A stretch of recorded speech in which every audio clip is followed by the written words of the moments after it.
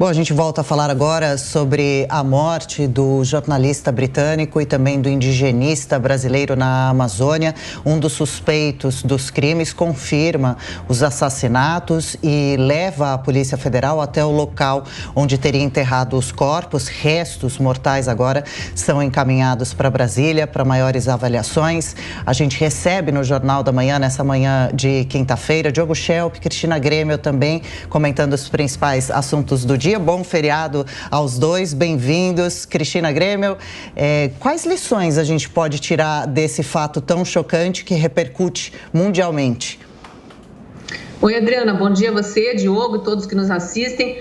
Olha, é difícil, né, comentar uma tragédia desse nível no dia seguinte da gente ouvir a polícia falando detalhes ali de como encontraram supostos restos mortais dessas duas pessoas que estavam sendo procuradas há vários dias aí com muita ansiedade, especialmente pelos familiares, ansiedade de ter uma resposta positiva, né, que não veio, infelizmente.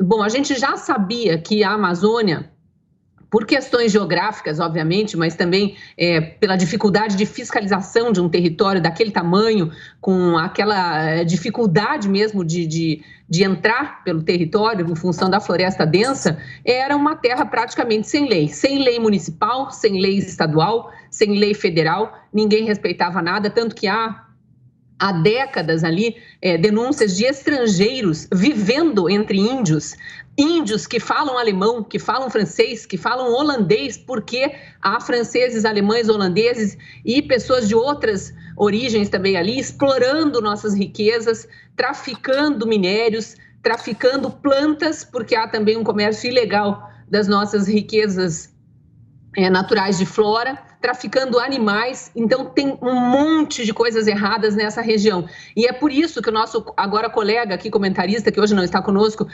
mas normalmente está aqui no Jornal da Manhã, o Ricardo Salles, ex-ministro do Meio Ambiente, dizia que a Amazônia, os problemas da Amazônia só se resolvem com investimento em desenvolvimento humano. A população da Amazônia, que é gigantesca também, apesar do território ser enorme, se não me engano, cerca de 25 milhões, ela precisa atuar como fiscal do seu próprio território também, mas ela só fará isso se primeiro ela tiver sua subsistência garantida, o que não acontece hoje. Então, há muitas lições para aprender ali e também a lição de que quando se une forças para tentar resolver um mistério, uma investigação como essa, de um crime hediondo como esse, a resposta vem rápido, né? Em 10 dias chegaram aos autores, receberam as confissões e chegaram até o suposto local onde os corpos teriam sido enterrados. A repercussão, claro, é muito grande, deve aumentar ainda mais por causa de toda a consequência e o caso efetivamente, a forma como que tudo isso aconteceu. De que forma também, te pergunto, em relação às ações dos governos estadual, municipal, federal, até que ponto há uma falha em relação a tudo isso, o que é possível fazer para que isso não volte a se repetir? Bom dia, Tiago, Adriana, Cristina, bom dia a todos que nos acompanham. Exato, a Cristina falou uma coisa que é verdade, né? Em muitas regiões da Amazônia há uma falta de lei, uma ausência do Estado. E isso se explica basicamente por que a Amazônia, principalmente essa região em específico, o Vale do Javari, é tão conflagrada por crimes, por atos de violência. A gente tem ali atuando tanto garimpeiros ilegais, caçadores, pescadores que atuam na ilegalidade, traficantes de drogas, traficantes de armas. Enfim, existem muitos crimes que ocorrem e há de fato essa percepção.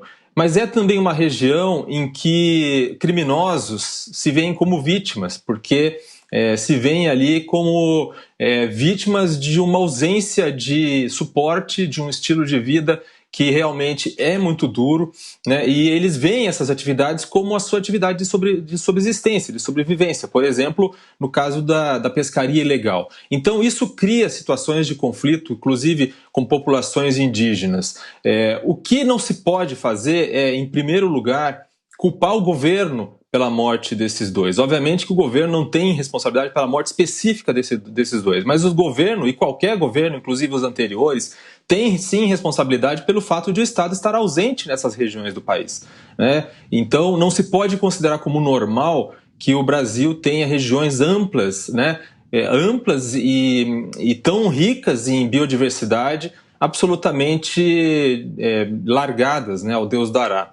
Isso pode ser dito também sobre regiões como dentro de cidades brasileiras, como no Rio de Janeiro, quando a gente fala aí de favelas que também estão com ausência de Estado. Há um paralelismo que se pode fazer aí, inclusive na relação que existe entre populações locais e os criminosos. Agora, também não se pode culpar os dois, o indigenista e o jornalista, pela própria morte. Eles estavam fazendo o seu trabalho, né? É um trabalho, obviamente, que tem o seu risco, ambos conhecem esses riscos e conheciam esses riscos, mas não se pode atribuir a eles essa responsabilidade. Então, o que se espera daqui para frente é que esse caso seja realmente elucidado e que o Estado brasileiro passe a ter um olhar mais atento para essas regiões, inclusive considerando que nos últimos anos programas importantes de pesca sustentável, por exemplo, entre outros, foram abandonados. Cristina, não é de hoje que a Amazônia tem os seus perigos. A gente lembra, o presidente comentou o caso da missionária Dorothy Stang, morta em 2005. Isso, algum dia a Amazônia pode ser um local seguro, deve ser para passeios, para trabalho. Do que isso dependeria? Claro que deve levar um tempo. A própria Polícia Federal assume a dificuldade de fiscalizar a região, dominada em alguns pontos por tráfico de drogas, roubo de madeira e também avanço de garimpo. O presidente diz que sofre com alguns comentários o responsabilizando, até mesmo por essas mortes. Ele faz bem em se defender, ele tem alguma culpa? Quem pode ajudar? Por onde começar a tornar a Amazônia um local mais seguro? Olha, Adriana, obviamente que o presidente não tem culpa nenhuma, assim como Lula não tinha culpa na época em que a missionária Dorothy Stang foi morta, tanto que não foi culpabilizado por isso, né? Infelizmente, a chamada imprensa amiga hoje em dia, que é na verdade uma imprensa inimiga do governo, que se coloca como partido de oposição, fez questão de fomentar essa narrativa que vinha já ganhando corpo nas redes sociais desde o primeiro dia, dizendo que a culpa é do presidente Bolsonaro, como aliás tudo no Brasil virou culpa e até fora do Brasil às vezes virou culpa do presidente Bolsonaro desde que ele assumiu o governo. Agora, dito isso, é óbvio que existem espaços da Amazônia e grandes áreas que são terras sem lei, como eu disse no meu primeiro comentário aqui, o que não quer dizer que não haja espaços e pedaços da Amazônia que são, sim, seguros para turismo, para trabalho, tanto que, desde que o Brasil é Brasil e a Amazônia foi colonizada ali de alguma forma, há viagens de turismo e de negócios para a região. Muita gente mora lá, como eu disse agora há pouco, cerca de 25 milhões de pessoas, a maior parte concentrada na região de Manaus ou cidades adjacentes, obviamente, que também enfrentam o problema das outras grandes cidades do país, mas no meio de uma floresta. Então, realmente precisa de muito investimento. Não adianta colocar todos os homens do Exército ali, não conseguem proteger o território, tamanha é a área. É por isso que investimento estrangeiro são bem-vindos para ajudar a nossa Amazônia, não a Amazônia deles que eles tentam roubar para si. Olha, no final dos anos 90... virada ali do milênio, eu morava em São Luís, no Maranhão, que é uma região considerada pré-Amazônia, e cobria basicamente interior do Maranhão, cobria Piauí também, mas era basicamente interior do Maranhão. E o que mais se ouvia lá dos grandes especialistas, seja em questões indígenas, seja em questões naturais, da natureza mesmo, questões médicas, era: precisamos atacar a biopirataria da Amazônia. Segundo o governo Fernando Henrique, olha o tempo que passou de lá para cá e isso continua acontecendo. Patentes de plantas exclusivamente brasileiras são registradas fora do Brasil, remédios que depois vêm para cá caríssimos, porque não houve investimento em pesquisa. Então não é só segurança, em pesquisa também das nossas riquezas naturais. E por que não acontece isso? Porque a nossa legislação não permite. Não é só porque o governo federal, seja quem for que esteja à frente do governo federal, não quer investir na Amazônia. Tem isso também, né? Mas é principalmente porque não se permite no orçamento da União que haja dinheiro direcionado para isso. Em todos os governos, o Congresso, então, também precisa atentar para essa questão, para a gente tentar dar algum passo aí em direção a um melhor futuro para essa região, especialmente para as pessoas que moram lá. E, Diogo Scheib, para fechar essa primeira discussão de vocês aqui no Jornal da Manhã, de que forma que esse caso pode ter exploração política? A gente já acompanhou uma reportagem aqui de políticos falando sobre esse caso, polarizando de novo a discussão. De que maneira que isso pode ser explorado nesta eleição? Bom, em primeiro lugar, com certeza será criticada a postura do presidente Jair Bolsonaro. A gente já falou aqui que ele não tem culpa pelo que aconteceu, mas a maneira como ele se comportou, as declarações que ele fez a respeito do caso são, sim, passíveis de críticas, porque ele tratou de jogar para os dois, né, a responsabilidade ou uma espécie de culpa por serem descuidados ou algo do tipo.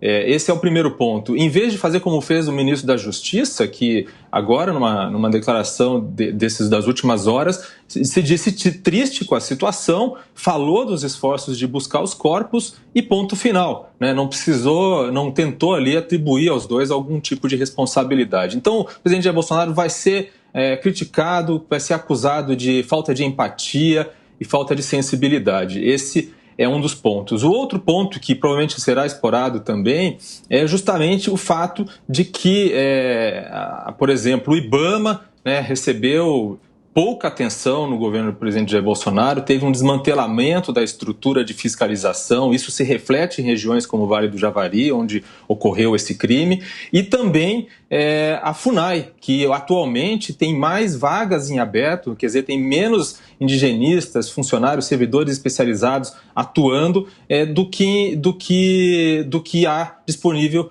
para ser preenchido. Então, isso é um reflexo também do fato de que houve pouco privilégio, pouca atenção dada à FUNAI e a atuação da FUNAI na defesa aí dos povos indígenas do Brasil.